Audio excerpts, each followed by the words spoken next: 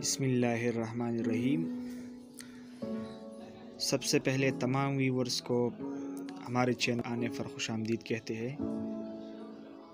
جس نے بھی ہمارے یوٹیوب چینل کو ابھی تک سبسکرائب نہیں کیا ہے تو برائے مہربانی اس چینل کو سبسکرائب کریں اور جتنی بھی ویڈیوز ہم اپلوڈ کریں گے تاکہ آپ کو جلد ہی جلد پہنچ سکے، ٹھیک ہے۔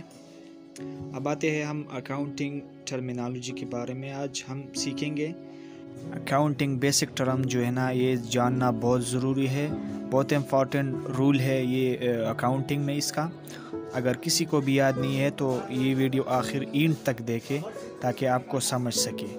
آج ہم جو ہے نا ٹرمینالوجی میں ایسٹس کے بارے ہم جان لیں گے۔ جب ہم ایک بزنس کو سٹارٹ کرتے ہیں تو ان چیزوں کی ضرورت پڑتی ہے۔ اس میں کیش، بلڈنگ، مشینری اور فرنیچر وغیرہ وغیرہ ان چیزوں کی ضرورت پڑتی ہے۔ اس کی وجہ سے ہم ایک بزنس کو سٹارٹ کرتے ہیں۔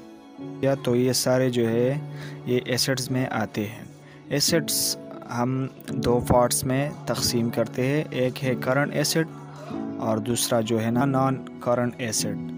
کرنٹ ایسٹ کو ہم شارٹ ٹرم ایسٹس بھی کہہ سکتے ہیں اور نان کرنٹ ایسٹ کو ہم فکس ایسٹ یا لانگ ٹرم ایسٹ بھی کہہ سکتے ہیں۔ اب آتے ہیں ہم کرنٹ ایسٹس، جانتے ہیں کہ کرنٹ ایسٹ ہے کیا۔ کرنٹ ایسٹ میں سب سے پہلے جو آتا ہے وہ کیش ہے، کیش ان ہینڈ اور کیش ایٹ بینک۔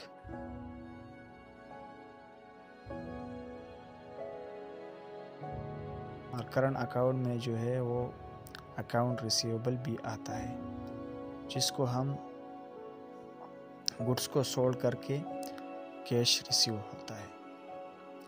اور انوینٹری یا سٹاک یہ بھی کرنٹ اکاؤنٹ میں آتا ہے۔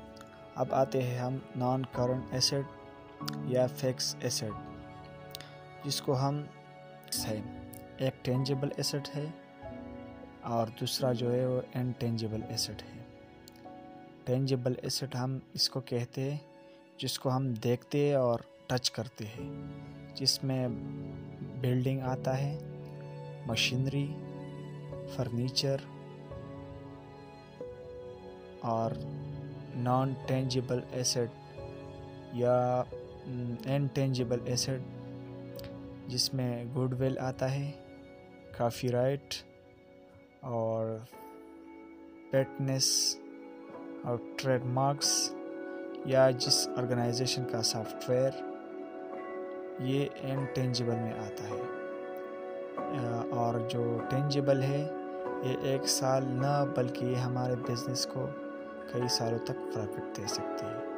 تو آج کا ہمارا جو لیکچر تھا وہ ایسٹس کے بارے میں تھا۔ ایک بار پھر آپ کو ریویو کرتا ہوں کہ ایسٹ